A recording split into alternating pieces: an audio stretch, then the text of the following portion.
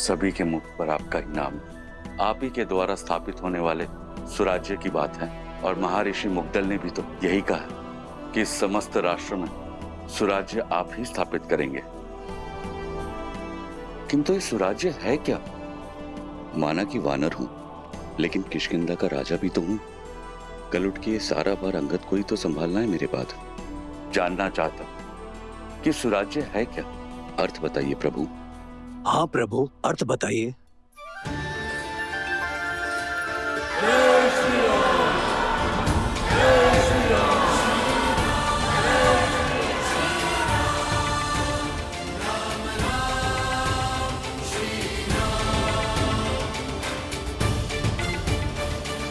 सुराज्य का अर्थ जानना था ना मित्र। सुख, समृद्धि, रक्षण और न्याय, ये सुराज्य के लिए आवश्यक है। सुराज्य का अर्थ आपके सामने है मित्र।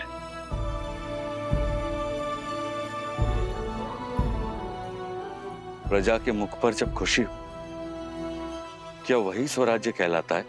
जब राजा को देख प्रजा के मुख पर प्रसन्नता हो, वो सामान्य राज्य है। प्रजा के चेहरे पर जो स्मित है,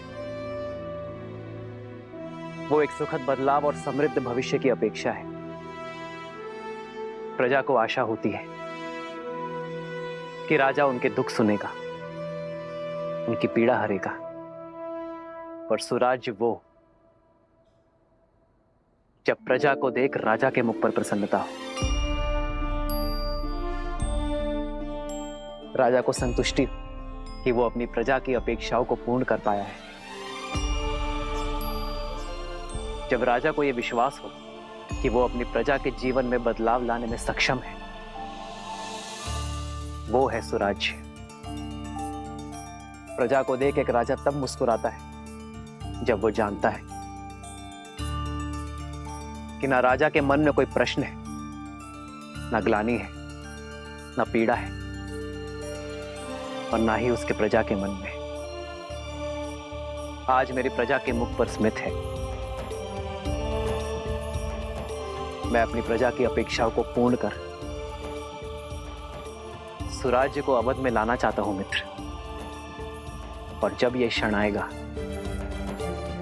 तब मेरे मुख पर स्मित होगा। आओ मित्र।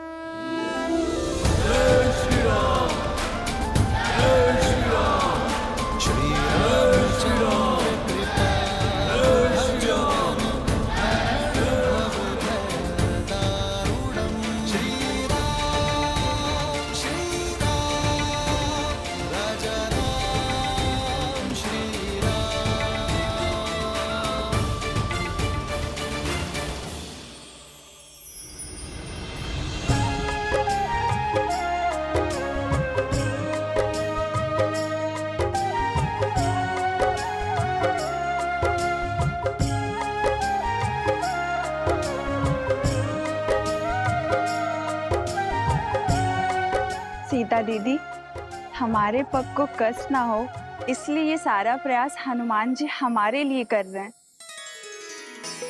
किंतु हमें ये सब भा नहीं रहा। हनुमान केवल हमारे लिए नहीं कर रहा है श्रुतकीर्ति, हमारे पीछे हमारी प्रजा की स्त्रियां भी हैं। उन्हें कष्ट ना हो, ये उसका उद्देश्य है। हाँ दीदी, पर ये सब केवल हमारे कारण ही हो रहा है ना? हाँ, ये आरंभ है और इसे रोज का नियम बनाना होगा। प्रातः की शुरुआत कहीं ना कहीं से तो होगी ना। स्वच्छता केवल धूल कंकड़ का निवारण नहीं करती, एक स्वस्थ जीवन की नींव भी रखती है। जब राज्य के लोग स्वस्थ होंगे, तो हमारा राज्य भी स्वस्थ होगा।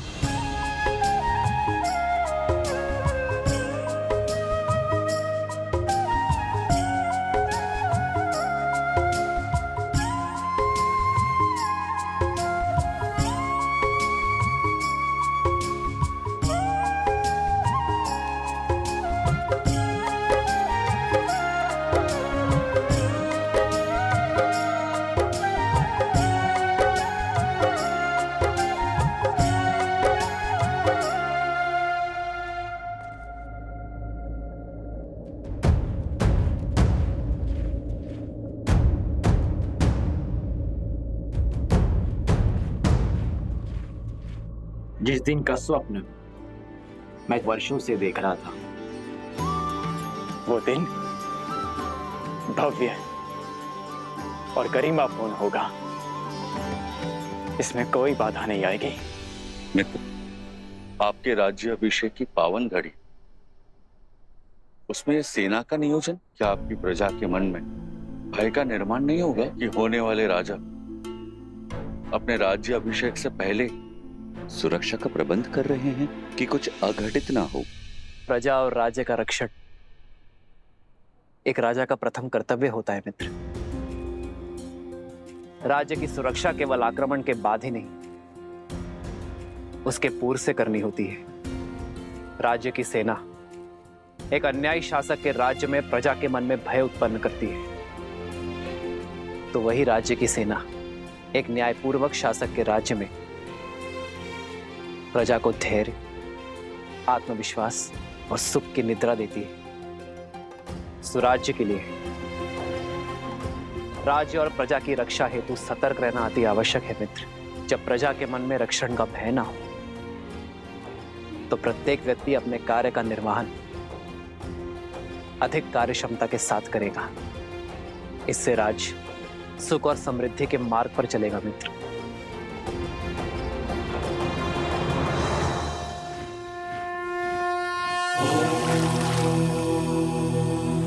शांति शांति शांति।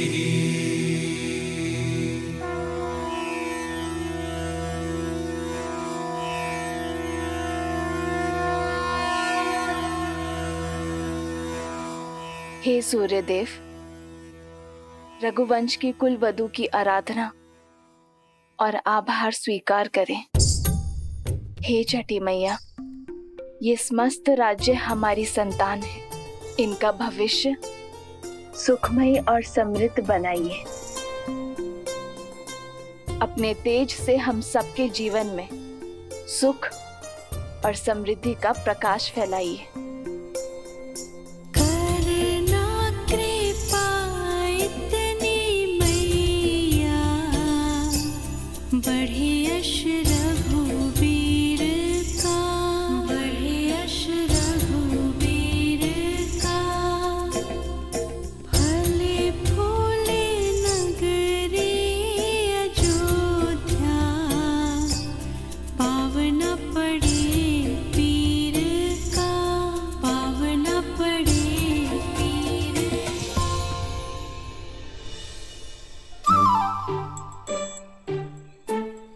कौन है ये उद्दंडी?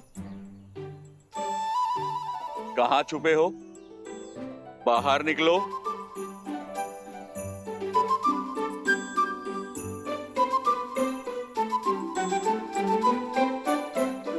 क्षमा कीजिए प्रभु। किस बात की क्षमा? वो हमारी गेंद आपको क्षति पहुंचाई।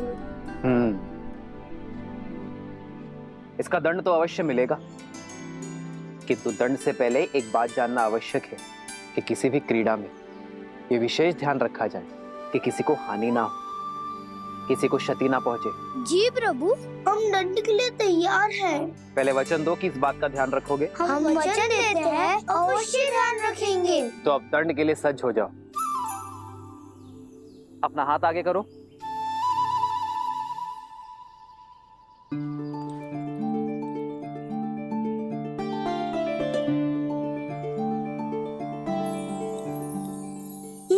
हमारे लिए? हाँ, तुम्हारी प्रामाणिकता के लिए। तुम दोनों छुपकर भाग भी सकते थे, परंतु तुम बुलाने पर आए, अपनी भूल स्वीकार कर दंड का सामना भी किया। यही प्रामाणिकता जीवन भर बनाए रखना। चलो अब एक और खेल खेलते हैं। ये देखते हैं कि तुम सब में सबसे वेग से कौन दौड़ता है। भागो।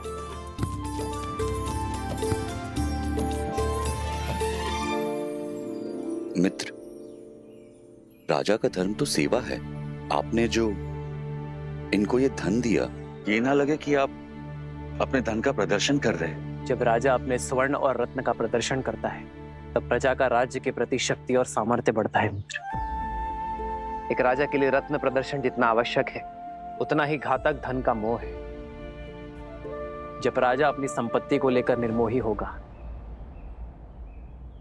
तभी वो राज्य को सुराज्य की ओर ले जा पाएगा।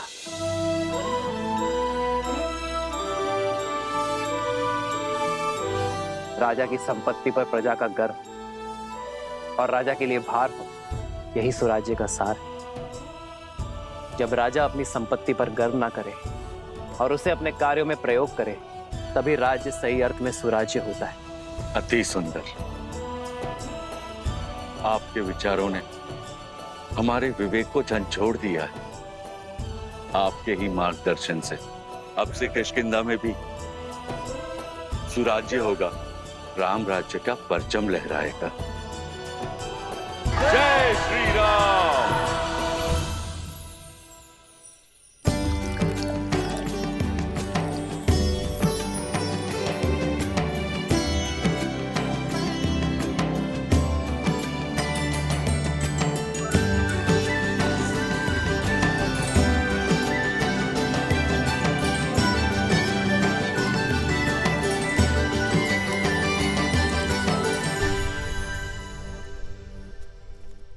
अपराधी हो तुम सब।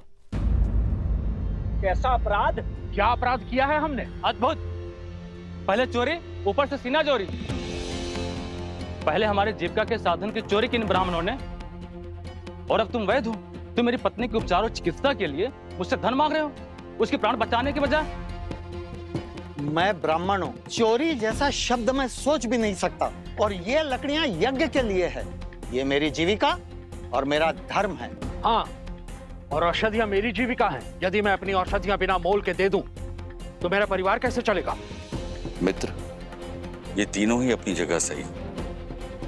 अब इसका क्या उपाय है? सुराज्य का चौथा स्तंभ, न्याय। आओ मित्र। प्रभु, प्रणाम प्रभु। क्या हुआ? ये कोलाहल क्यों है अयोध्या में?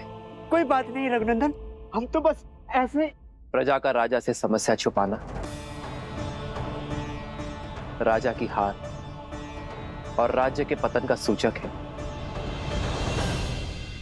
निसंकोच कहिए। प्रभु, पूरे दिन सूर्य के ताप में जलकर गिरी हुई लकड़ियां एकत्रित की थी, परंतु बीच में हमारी कुल्हाड़ी टूट गई। हमने लकड़ियां सूखने के लिए छोड़ दी थी, सोचा इन्हें बेचकर पुनः अपना कार्य प्रारंभ करेंगे। किंतु इन ब्राह्मणों ने हमारी लकड़ियों का उपयोग यज्ञ में कर लिया। प्रभु, प्रभु, शास्त्रों के अनुसार स्वयं गिरी हुई लकड़ियों का उपयोग केवल यज्ञ में ही किया जाता है। अब आप ही बताइए, शास्त्र नीति का पालन करके हमने क्या अपराध किया है, पाप किया है? यहाँ किष्किंधा के राजा मेरे मित्र वानर राज सुग्रीव उपस्थित है। क्यों ना वो इस समस्या का हल बताए? कोई दोष नहीं। ना आप असत्य कह रहे हैं, ना आपने कोई अपराध किया है, ना हमारे वैद्यराज का कहना गलत है। प्रभु, अगर कोई गलत नहीं है तो ये कलेश क्यों? इसका समाधान क्या है प्रभु? शास्त्रों के अनुसार यज्ञ में स्वयं गिरी लकड़ियों का ही उपयोग करने का निर्देश है, इसलिए ब्राह्मण निर्दोष है। किंतु ब्राह्मणों के लिए न्याय वनवासियों के अन्याय का कारण बना, और वनवासियों का अन्याय वैद्यराज के अन्याय का कारण। वनवासियों की आजीविका का साधन उनसे छिन गया, उनका जीवन चक्र हिल गया। ऐसे में उन्हें पुनः सशक्त करने का दायित्व किसका है? भूल समझ में आ गई प्रभु, यह समाज का कार्य है। यज्ञ के उपयोग में मिलने वाली सुविधा का मूल्य देना हमारा धर्म है, और इसीलिए वनवासियों को नई कुल्हाड़ियां हम देंगे। अपना कर्तव्य हम निभाएंगे। प्रभु, हमारे न्याय का आधार धर्म हो चला था, इसीलिए हम भटक गए थे, जबकि हमारे धर्म का आधार न्याय होना चाहिए। मित्र, आज ये घटना आपके समक्ष हुई, इसीलिए ये न्याय हुआ, परंतु तुम्हारी अनुपस्थिति में ये हुआ तो क्या करोगे? जिन्हें आवश्यकता है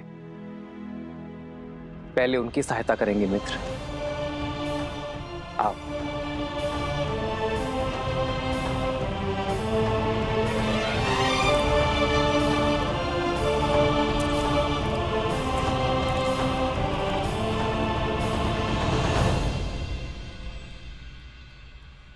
प्रभु, प्रणाम वैद्य जी, क्या मैं आपकी कुछ सहायता कर सकता हूँ? श्री राम श्री राम श्री राम श्री राम श्री रामचंद्र कृपालु भजो मन हरण भव भय दारुणम नव कंज लोचन कंज मुख कर पंच पद कंजारुणम।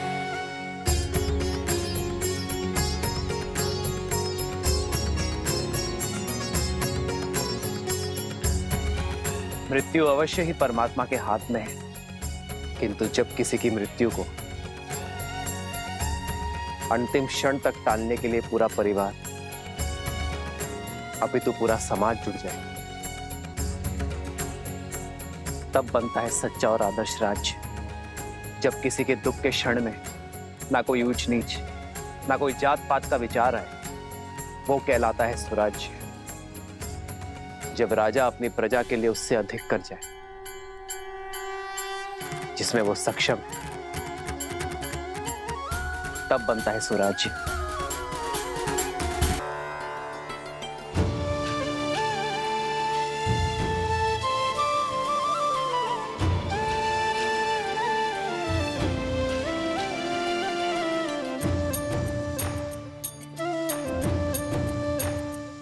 नहाए खाए के अर्थात स्नान और भोग के साथ छठ पर्व का पहला दिन प्रारंभ होता है। इस भोग को खाने के बाद हमें 36 घंटों का व्रत रखना होगा, अर्थात परसों भोर। ये व्रत शांति के लिए है। जहाँ शांति हो वहाँ सुख और समृद्धि अपने आप आ जाती है। ये राज्य मेरा परिवार है और इसकी शांति की कामना करती हूँ मैं छठी माँ।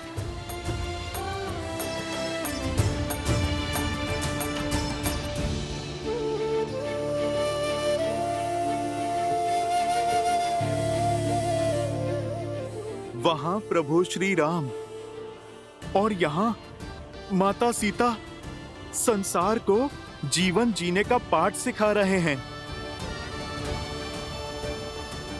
इतने से समय में इतना कुछ सीखकर मैं तो धन्य हो गया।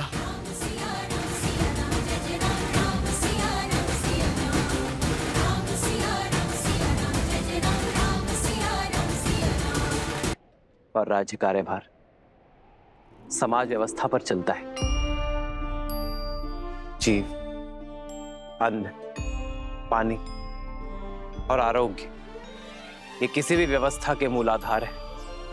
यदि रोजगार नहीं होगा तो जीविका नहीं होगी। ना कोई अन्न खरीद पाएगा और ना ही कोई रोगी अपना उपचार करवा पाएगा। हमें रोजगार के निर्माण का ये चक्र शुरू करना होगा मित्र। वही राजा को अन्न और जल, इन मूलभूत आवश्यकताओं का संचय और निर्माण करना होगा। एक राजा को आपातकालीन के लिए अन्न का संचय करना होगा, किसानों के लिए जल संचय की सामग्री का निर्माण करना होगा।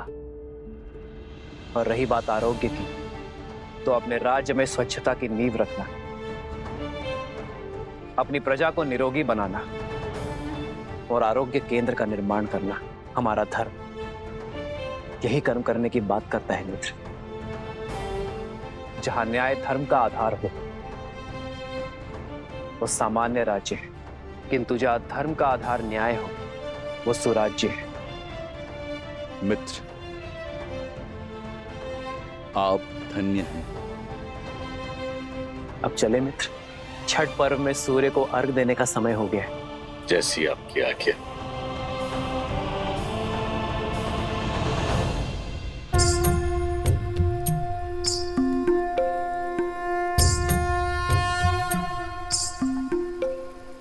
करना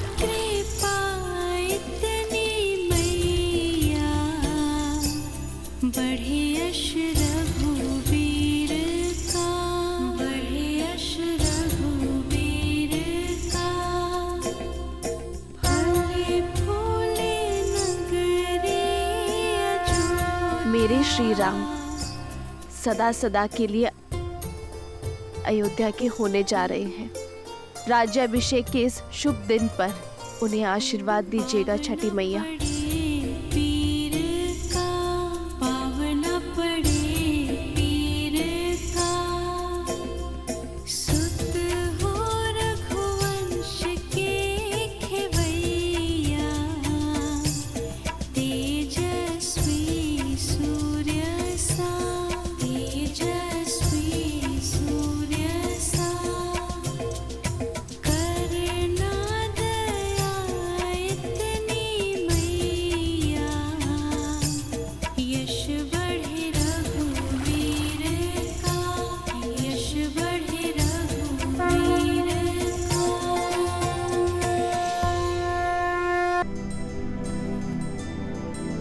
तुम्हारे लिए कलेवा परोस दिया है, तुम्हारा प्रिय दही भात और राजभोग सब है, ग्रहण करो।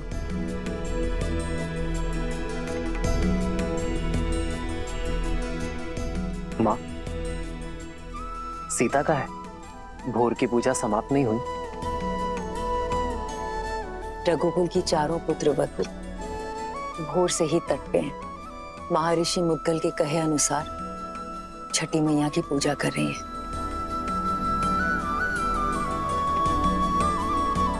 कल तुम्हारा राज्याभिषेक है राम। कल के पश्चात बहुत से कर्तव्य, बहुत से दायित्व निभाने हैं तुम्हें। ऐसे में तुम्हारी अर्धांगिनी, तुम्हारी सीता, तुम्हारी शक्ति में भक्ति का बल डालने का प्रयास कर रही है। तुम्हारी लंबी आयु और अयोध्या के सम्मान के लिए प्रार्थना कर रही है। रघुकुल के दीप की सुरक्षा की प्रार्थना कर रही है। तब तो समय लगेगा माँ। कुछ खाया उन चारों ने? कहाँ? 12 प्रहर का उपवास है उनका, जो तुम्हारे राज्याभिषेक से पहले ही समाप्त होगा।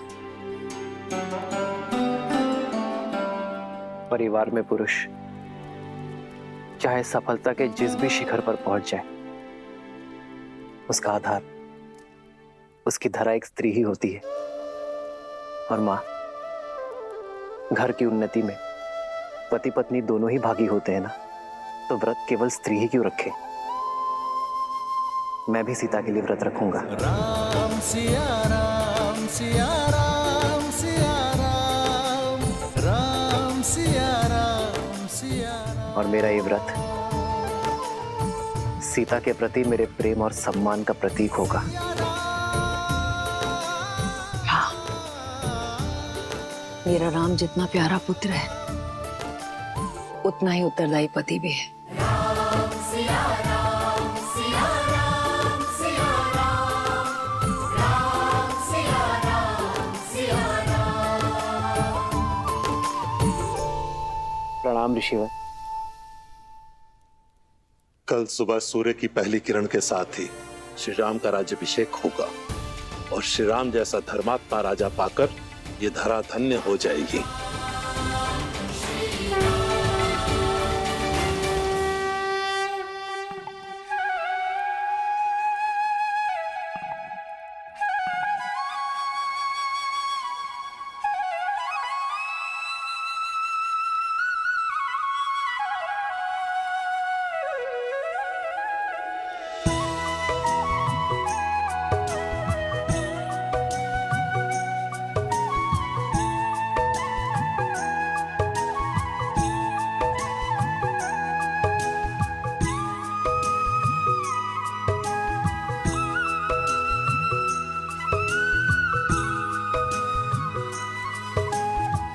हमारे कारण इन्हें भी प्रातः उठकर आना पड़ा।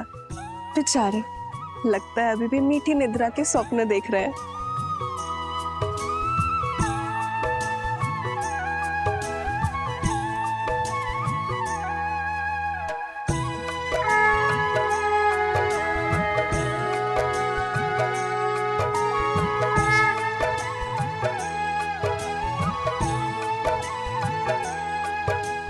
तो छठी माँ की पूजा हम अपने बच्चों के लिए रखते हैं, ताकि उनका जीवन सरल हो और कोई परेशानी ना हो।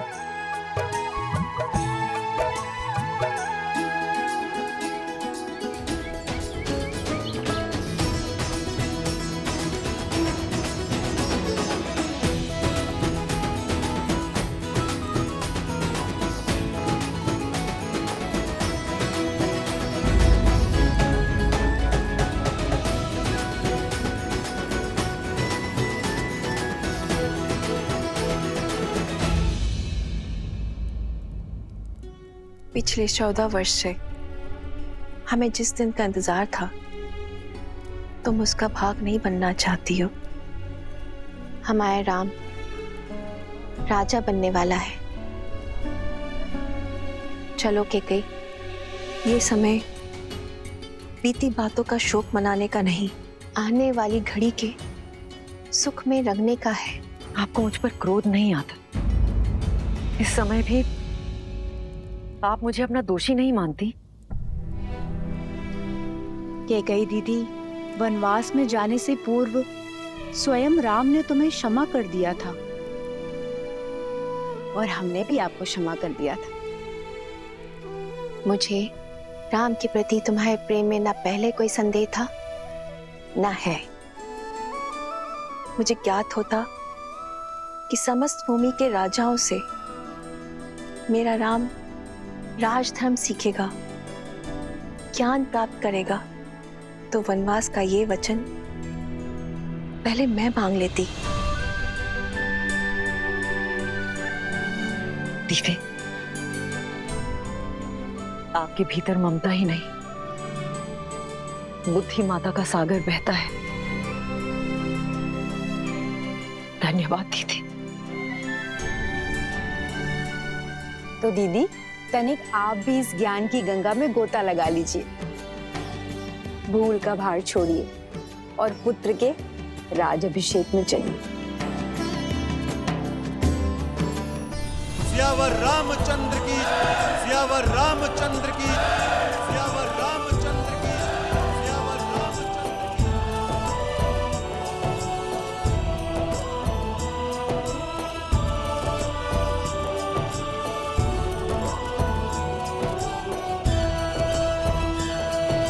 की।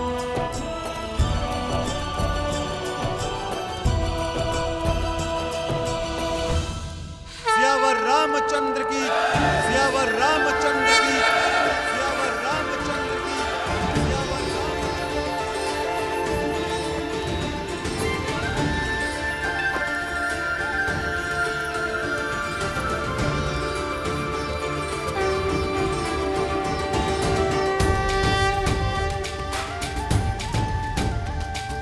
श्री रामचंद्र कृपालु भजु मन हरण भव भय दारुणम्। श्री रामचंद्र कृपालु भजु मन हरण भव भय दारुणम्। नव कंज लोचन कंज मुख कर कंज पद कंजारुणम्। और हम राजगुरु वशिष्ठ के आने तक अयोध्या को तनिक और प्रतीक्षा करनी होगी। तब तक आप माताओं का आशीर्वाद ले लीजिए। आइए।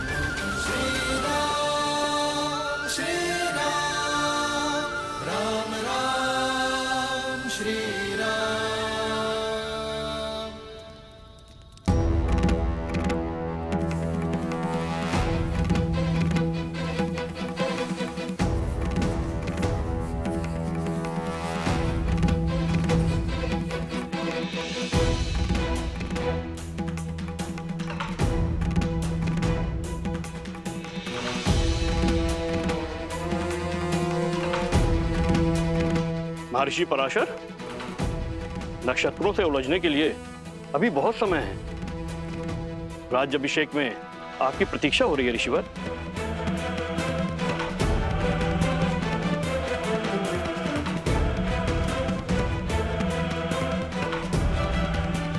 आप इतने गंभीर क्यों हैं ऋषिवर?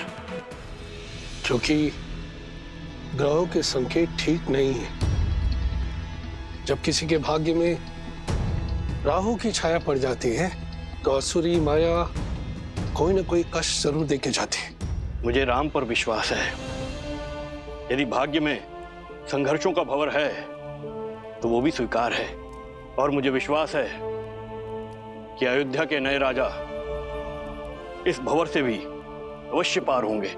एक राजा के जीवन का संघर्ष उसकी संपूर्ण प्रजा को भोगना पड़ता है। इस राज्याभिषेक के समय की कुंडली में ये स्पष्ट है कि एक महाअसुरी शक्ति अयोध्या में प्रवेश करने वाली है।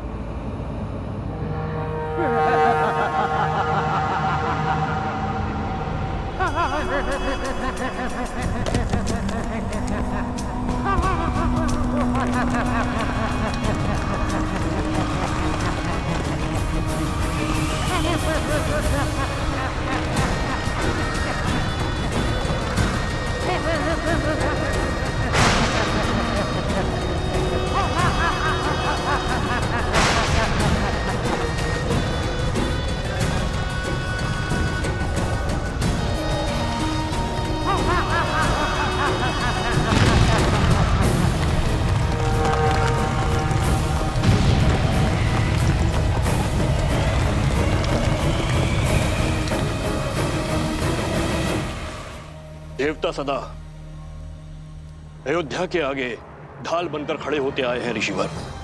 यदि कोई आसुरी शक्ति राम राज्य में प्रवेश करने की चेष्टा भी करेगी तो उसका सामना धर्म की शक्ति से होगा। आप आइए और राम को आशीर्वाद दीजिए। शुभ घड़ी में कुछ ही समय शेष है। आशा करता हूं कि इस बार भी आपके विश्वास की जय हो।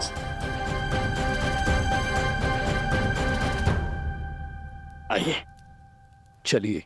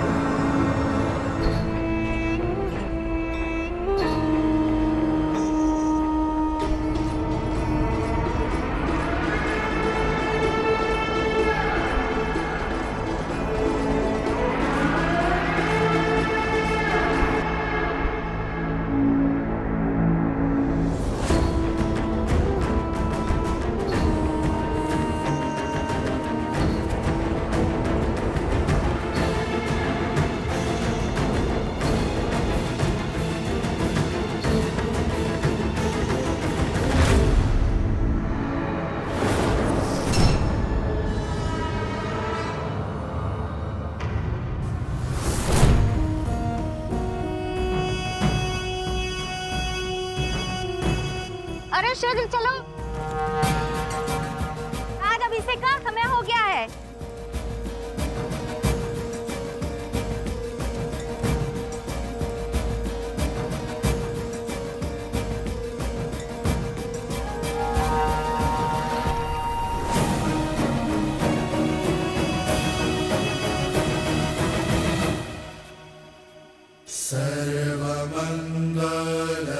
सर्वमंगलमांगल्ये शिवे सर्वार्थसाधिके शरण्ये त्र्यंबके गौरी नारायणी नमोस्तुते। माता, जीवन के पग पग पर आपने महादेव का साथ दिया है। आशीर्वाद दे कि वैसे ही मैं भी सदा अपने श्री राम का साथ दे सकूं। सुख दुख की हर घड़ी में मैं राजा राम की पत्नी के रूप में सभी दायित्व निभा सकूं। नमस्तस्यै नमो नमः।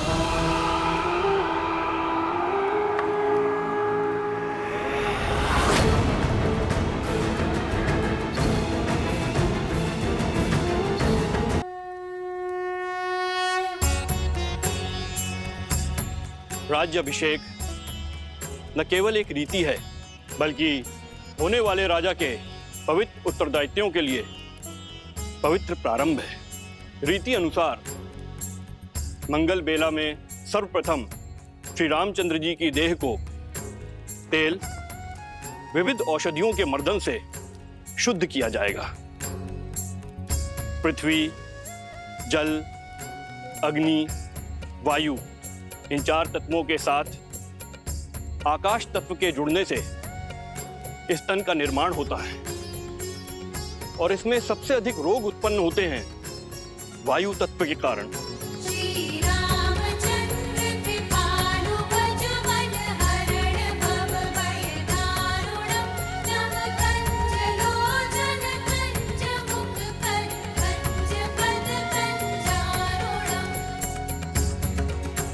वायु न केवल चलने या कार्य करने की शक्ति है, बल्कि मन में उत्पन्न होने वाले विचारों की अभिव्यक्ति भी है। मन के मैल के कारण ही समस्त संसार में पाप, अपराध और दुराचार होते हैं। अतः मंत्रों से मन को बांधकर एवं तेल के मर्दन से वायु तत्व को शांत किया जाता है। पश्चात यह मन स्वच्छ हो जाता है और जिस राजा का मन स्वच्छ हो वह धैर्य और सहनशीलता का पर्याय होता है।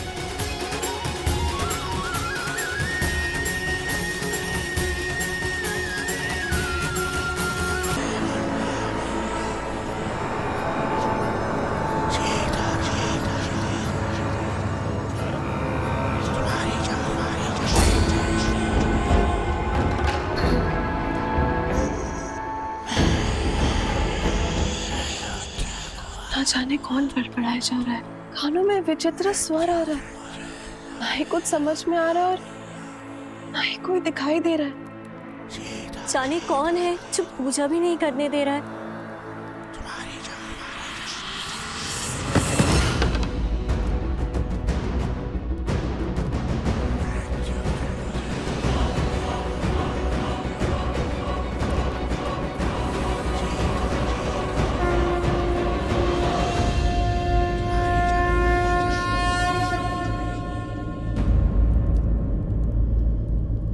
क्या हुआ उर्मिला, इतनी विचलित क्यों हो तुम? दीदी, आपको ये ध्वनि नहीं सुनाई दे रही? कैसी ध्वनि? मुझे तो कुछ सुनाई नहीं दे रहा है।